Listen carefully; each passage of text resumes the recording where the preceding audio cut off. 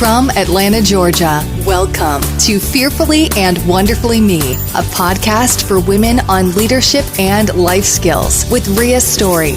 Rhea shares powerful life and leadership principles, helping you maximize your potential and become the woman God created you to be. Hello, everyone. Welcome to Fearfully and Wonderfully Me, a leadership and life skills podcast designed to help you become the woman God created you to be. Today, we're talking about leadership gems for women. Chapter 2 out of the book is Be Proactive.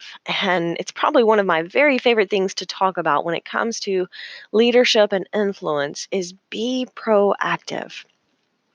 Stephen Covey has a pretty good quote on being proactive that talks about, I'm not a product of my circumstances. I'm a product of my decisions.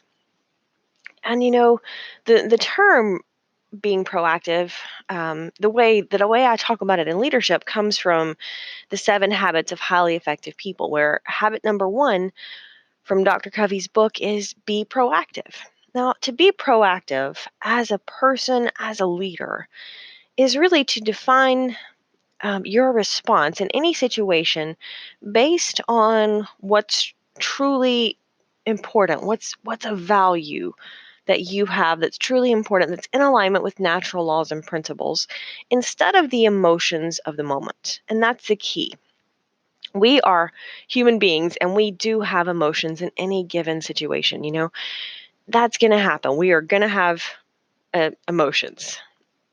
The question is, are we able to respond to the situation based on what we truly value instead of those emotions? I know I'm not the only one who's ever blown up in a situation and said something or did something that later I went, man, I wish I had not done that or said that. I know I'm not the only one. Because as we dig into the principles of being proactive, as Dr. Covey defines it, to be proactive is to respond to that situation based on our values. It's more than, a lot of times we hear proactive is just taking initiative. Let's be proactive in the situation. Let's take initiative. And that's a good thing. But as humans, we have the unique capability to choose our response in any given situation. Between stimulus and response, we have the power and freedom to choose our response. Something happens, we respond. Something happens, we respond. So in that space between something happens and we respond, we have the freedom to stop and pause and choose the response that we make. And that's powerful. The problem is that most of us don't really think about that space, and even worse, we don't use that space to choose the right response or to choose a response at all most of the time based on our values instead of the emotions.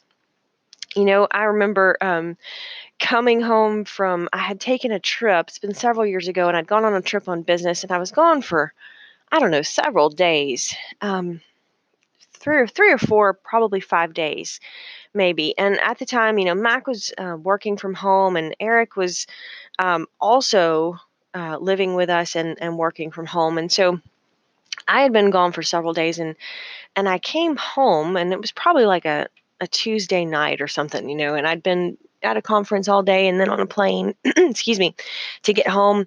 And I come home and, like the trash was, hadn't been taken out yet, and the dishwasher hadn't been run, and clothes needed to be done.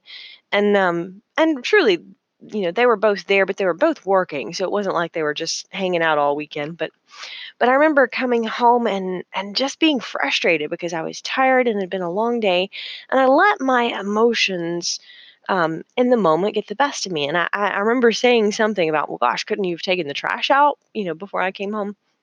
And then later I regretted that, and I thought, you know what? They were working just as much as I was.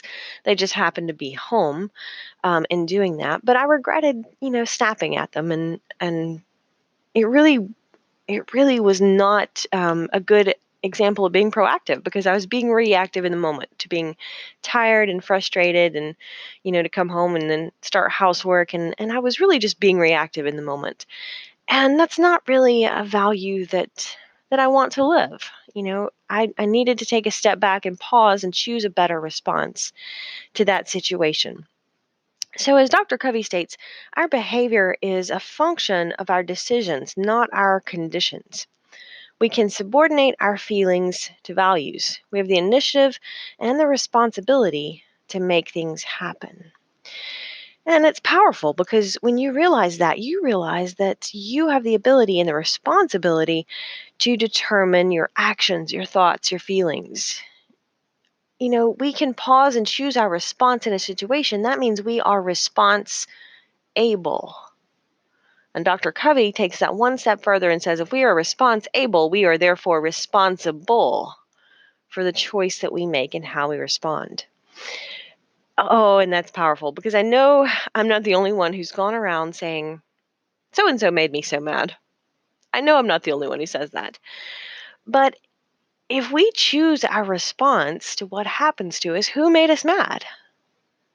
Yeah. It's not someone else's fault that we get mad. We choose our response. We chose to get mad. I know you've probably also had an experience in your life where maybe it was a boss or a parent or a spouse or somebody tried to make you mad and you didn't get mad. You chose a different response. And a lot of times what happens is they get mad. When you choose a soft answer or turn away anger, a lot of times that makes the other person mad. And so what we realize here is that we have the power not only to choose our response, our thoughts, our feelings, but we also have the power to control our emotions when we do that. And that is incredible because then we don't have to have a bad day based on what anybody else does or says because they don't get to decide how we feel or how we respond. They don't have that power over us anymore. We have the ultimate freedom in saying, regardless of what happens, I can still have a good day. Now, it doesn't mean we have to like what happens. I'm not saying that. I'm not saying fake it till you make it. But just really choosing a different response. Life is tough. External conditions absolutely can influence you, but they don't have to determine you. That's what I'm saying here. Because we all go through hardship or adversity. Your story may not be my story of growing up, with years of being sexually abused by my father. And, at 19, I left home and my mother really blamed me for the whole situation and still does to this day. And that's been tough to live with, and your story may not be my story, but I guarantee you've had a story of adversity or hardship or something that you've gone through. Maybe you've lost a job or gotten divorced or lost a loved one. But being proactive means we choose our response to that, and it influences us. It absolutely does.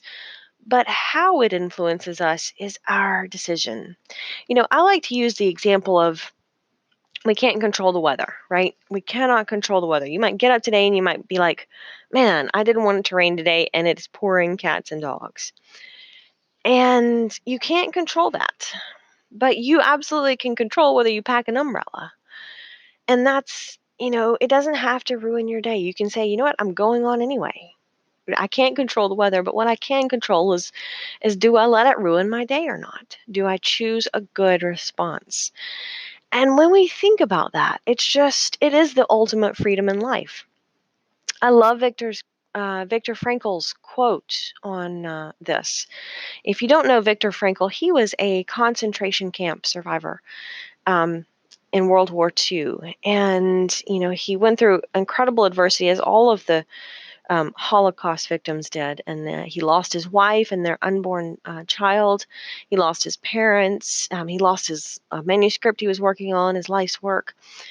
And he pretty much lost everything. They were treated horribly in the camps and starved and, just mistreated under terrible conditions. And Viktor Frankl talks about, I realized that they could take everything away from me except one thing: the ability to choose my response to that situation. The ultimate freedom is to choose my response as a human being.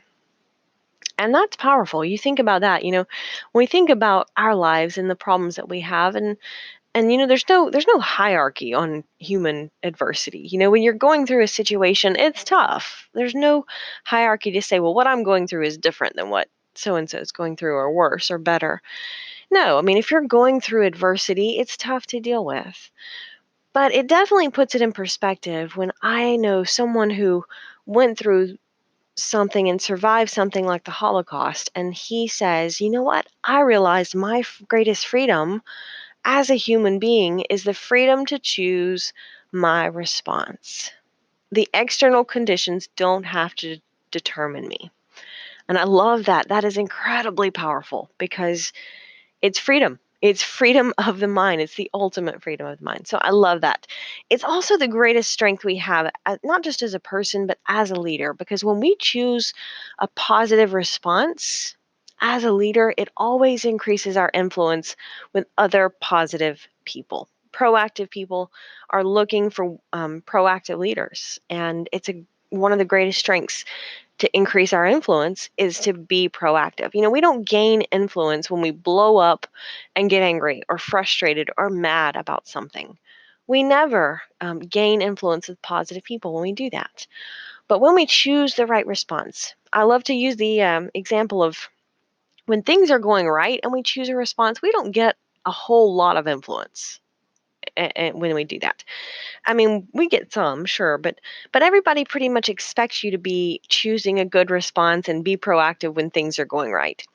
But it's when things are going wrong and we choose the right response that we gain an incredible amount of influence.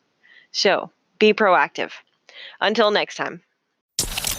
Start increasing your influence and maximizing your potential with Ria's audiobooks. Available at audible.com, amazon.com, and iBooks. Please visit riastory.com to learn about Ria's books, resources, speaking, and training programs. Thanks for listening.